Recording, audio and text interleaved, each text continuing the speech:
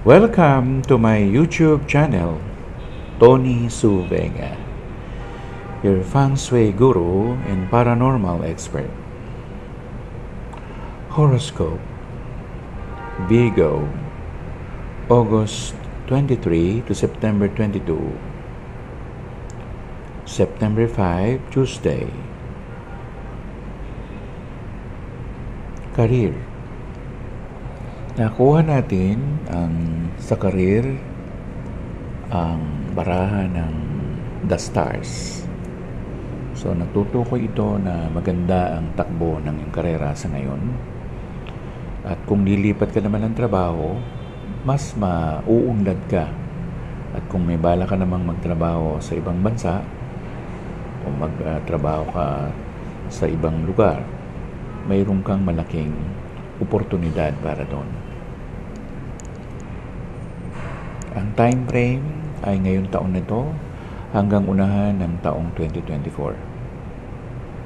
Love aspect.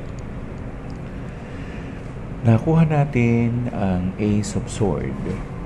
Nagtutukoy siya sa panahon ng winter, December, January, February. O meron kang mga balakin sa buhay mo ngayon na pwede na siyang maganap sa kagustuhan mo o na ayon sa iyong mga plano.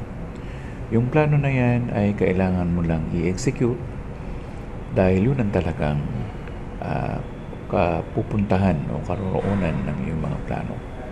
May swerteng dumarating para sa iyo. Money and opportunities. Hindi pa napapanahon ang ikaw ay magtayo ng isang negosyo o hanap buhay dahil hindi ka pa masyadong bihasa sa iniisip mong pagkakahanap buhayan. Pag-aralan mo muna ito. At kung bihasa ka na, at saka ka magbukas ng sarili mong negosyo. Sa ibang pagkakaperahan, huwag muna magpautang dahil medyo masikip ang pera ngayon. Life coach. Nakuha natin ang barahan ng karwahe. Ibig sabihin, hindi laging limelight. Huwag epal. Huwag palaging pasikat or pakitang gilas. Kailangan din natin ang mag-low profile from time to time dahil maraming maiingit sa atin. Pag kinaingitan ka, may mangyayari sa iyo hindi maganda. Kaya ang life coach natin, less talk, less mistake, keep quiet, be silent.